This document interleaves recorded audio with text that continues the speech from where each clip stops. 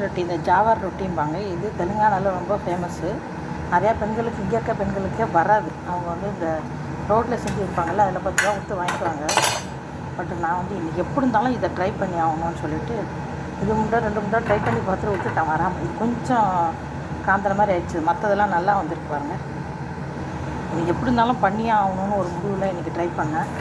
நான் எதிர்பார்த்ததை விட நல்லாவே வந்திருக்கு. இது ஒரு ரொட்டி தான் கொஞ்சம் காய்ஞ்ச மாதிரி வந்துருக்கு. மற்றதெல்லாம் இங்கே பண்ணதெல்லாம் நல்லா வந்திருக்கு பாருங்கள். அது வந்து கொஞ்சம் நெய் போட்டுக்கிட்டோம்னா கொஞ்சம் நல்லாயிருக்கும். இது 2-3 யூடியூப் பார்த்து அப்புறம் சொந்தமாக நானே ஒன்று கண்டுபிடிச்சிருக்கேன். நல்லா ஒரு டம்ளர் தண்ணியில் ஒரு டம்ளர் இது போட்டுக்கிட்டேன்.